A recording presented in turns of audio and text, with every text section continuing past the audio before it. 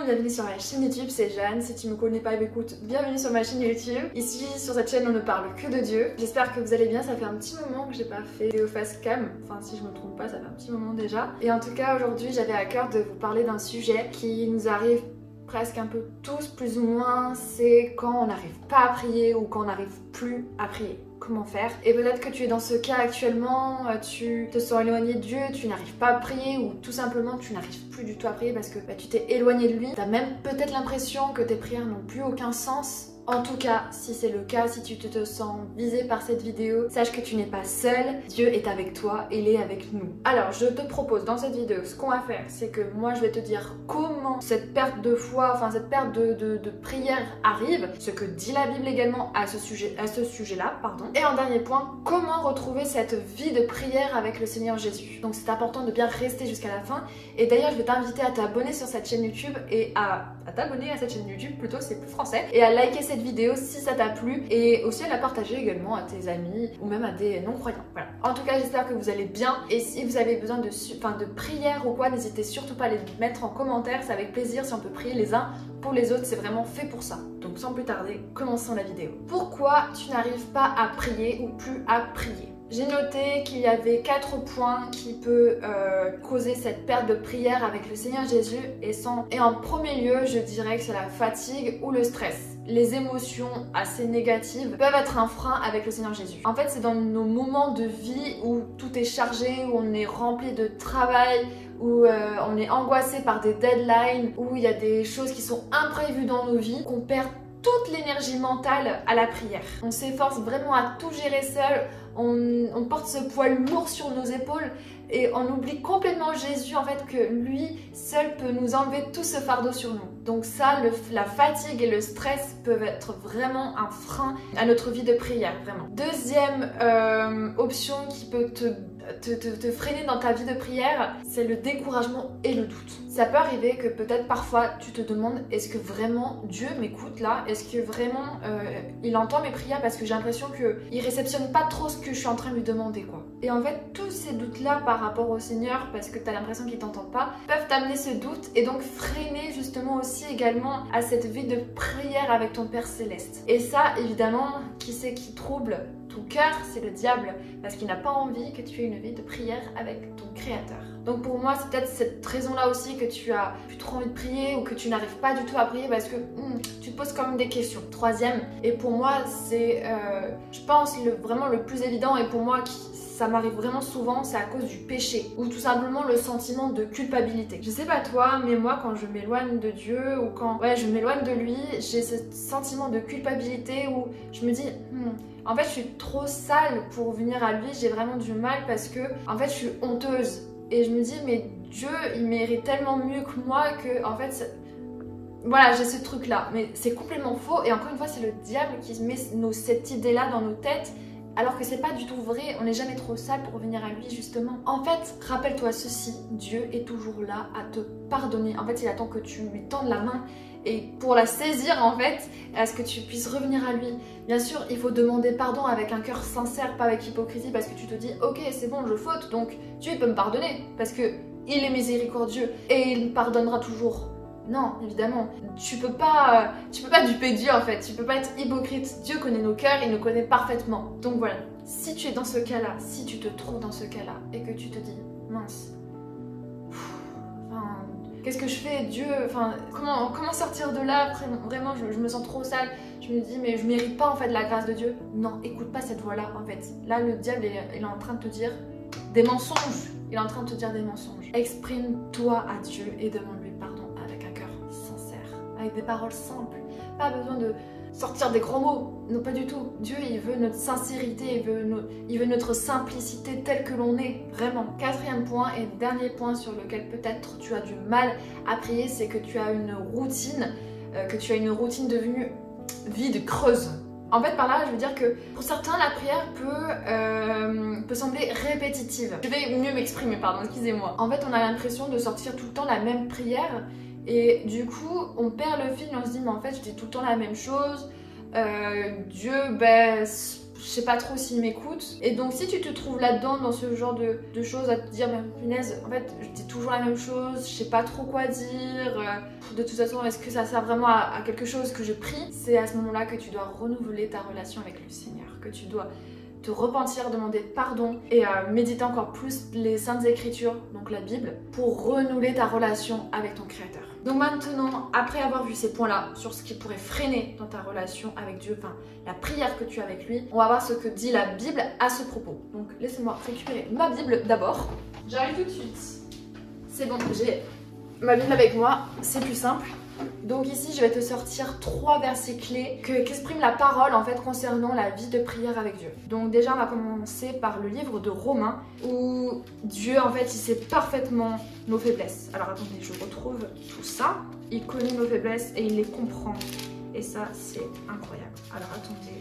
Donc là c'est dans le livre de Romains, donc c'est l'apôtre Paul qui parle. Donc c'est dans Romains 8 verset 26. Ok, est-ce que vous êtes prêts? Alors, de même, l'Esprit aussi nous vient en aide dans notre faiblesse. En effet, nous ne savons pas ce qu'il convient de demander dans nos prières, mais l'Esprit lui-même intercède pour nous par des soupirs que les mots ne peuvent exprimer. En fait, tu vois, quand tu sais même pas ce que tu peux dire, l'Esprit va t'aider à déclarer des choses que toi-même tu n'aurais même pas pensé en fait. Et c'est drôle parce que c'est clairement là, vraiment c'est la vérité. Quand j'ai l'impression que j'ai plus grand chose à dire, en fait, t'as toujours l'Esprit qui me dit oh, non, en fait, tu dois prier pour ça, tu dois prier pour un tel, tu dois être reconnaissant pour tel sujet, etc. En fait, vraiment, l'Esprit Saint, c'est pas pour rien que Dieu nous l'a laissé quand il est remonté au ciel. C'est pour nous aider à vraiment, déjà, nous appuyer avec lui par ce Saint-Esprit, mais aussi à renouveler dans nos prières. Deuxième point, c'est dans le livre de Matthieu. Jésus lui-même, il a connu des moments de difficulté. Alors, attendez que je retrouve le passage. C'est dans le livre de Matthieu, chapitre 26, verset 39. Puis, il avança, donc on parle bien de Jésus, de quelques pas, se jeta le visage contre terre et fit cette prière.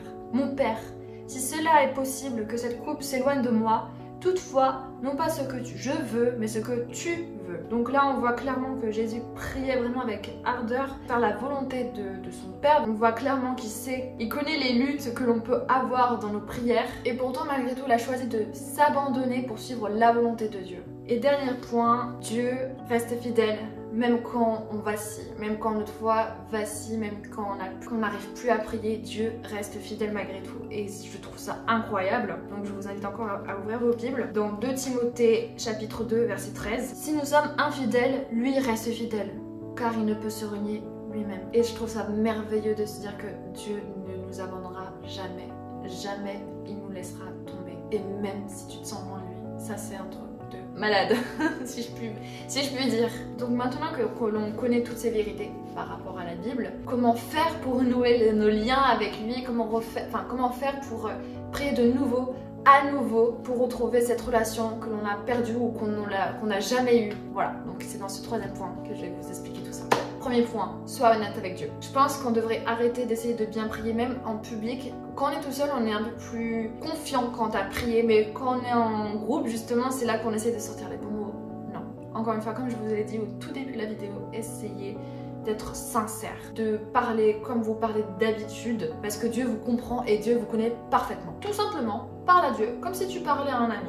Bien sûr avec respect parce qu'il est quand même ton créateur, c'est pas n'importe qui. Dis-lui tout simplement que tu te sens perdu ou distant ou que tu aimerais le connaître. Sache une chose et retiens vraiment ça. Il préfère largement une prière sincère qu'un discours parfait. À retenir. 2. Change ton approche de la prière. Peut-être que tu as des difficultés à prier parce que la méthode n'est pas forcément bonne. Il y en a certains qui prient avec un carnet, une note dessus, des choses qu'ils ont du mal à déclarer. Écrire des choses que tu ressens, que tu as besoin d'exprimer par écrit. Tu peux même exprimer des sujets de reconnaissance même d'ailleurs, ou tout simplement un verset qui te parle. Il y en a aussi, après c'est un peu plus... Enfin moi je connais pas personnellement des gens qui font ça, mais il y en a certains qui prient avec l'aide des psaumes. Par exemple David, il a écrit plein de psaumes où il était vraiment en appel par rapport à Dieu. Là je tombe justement sur le chapitre 27 où David dit « Je te recherche éternel, ne me cache pas ton visage, ne me repousse pas avec colère ton serviteur. » Voilà. Donc on peut prier avec les psaumes, c'est tout à fait possible. justement de prier avec l'aide des psaumes si vous avez vraiment des difficultés à prier. Si tu sens que tu n'arrives pas à prier parce que tu as une journée très chargée, que tu as du mal à trouver ton temps pour Dieu, fais des pauses plus courtes mais plus fréquentes. Si tu as vraiment du mal à trouver du temps, pas besoin de passer 10 ans à prier si vraiment tu as de la difficulté à trouver du temps, même pour toi, vraiment tu as du mal même te reposer. Peut-être que c'est plus court, mais au moins c'est plus sincère. Si tu prenais 10 heures et que tu n'arrivais pas à prier ou tu te déconcentres voilà, hyper facilement, voilà, tu te dis, ok, là j'ai 5 minutes, mais c'est 5 minutes vraiment pour le Seigneur et je suis vraiment concentrée sur ce que je fais, sur ce que je dis avec mon Dieu quoi. Avant-dernier point, entoure-toi de personnes qui ont la même foi que toi, qui ont cette foi chrétienne. Moi je sais que j'ai des amis en or qui me poussent vraiment à grandir spirituellement. Là je fais un gros bisou à ma soeur en Christ Stéphanie. Vraiment être entouré de chrétiens mais qui vous poussent vers le haut et des personnes de confiance, parce que certes être entouré de chrétiens c'est très bien, mais avec des personnes vraiment avec qui vous savez vous pouvez parler librement de vos sujets vraiment de galère, mais ça fait trop du bien parce qu'on peut grandir ensemble, on peut prier les uns pour les autres et ça c'est hyper fondamental et ça peut vraiment t'aider à grandir avec le Seigneur et à te pousser à prier en fait plus facilement Dieu. 5e point, et ça c'est hyper important, surtout dans notre foi chrétienne, c'est que la prière n'est pas une obligation mais elle est une relation. Dieu n'est pas une religion mais il est une personne, il est une relation que l'on a avec lui. Dieu ne t'impose pas la prière, il t'invite simplement à passer du temps avec lui. En fait, comme dans toute relation finalement, il y a des hauts et des bas, il y a des moments où tu es vraiment zélé à 100% pour le Seigneur et t'en as, c'est un peu plus compliqué. Mais il est important de ne pas rester dans trop le compliqué parce que là pour remonter ça va être assez délicat. Mais tout ce qu'on doit retenir c'est que l'amour reste. Conclusion, rappelle-toi que ces moments de désert ne durent pas une éternité. Si tu aimes réellement le Seigneur et si tu es vraiment converti, Dieu reste proche même si tu as du mal à le ressentir. Prends un pas à la fois, prends vraiment ton temps et garde confiance en ses promesses. Voilà, c'est la fin de cette vidéo, j'espère qu'elle vous a aidé, qu'elle t'a aidé à reprendre ta vie de prière avec le Seigneur ou tout simplement à prier le Seigneur si tu ne l'as jamais fait, il n'est pas trop tard, Dieu revient bientôt. En tout cas voilà, j'espère vraiment que la vidéo vous a plu. Je vous retrouve très bientôt pour une nouvelle vidéo. Soyez bénis, passez un très bon week-end, une très bonne semaine. Je vous embrasse fort fort fort et à bientôt. Bye.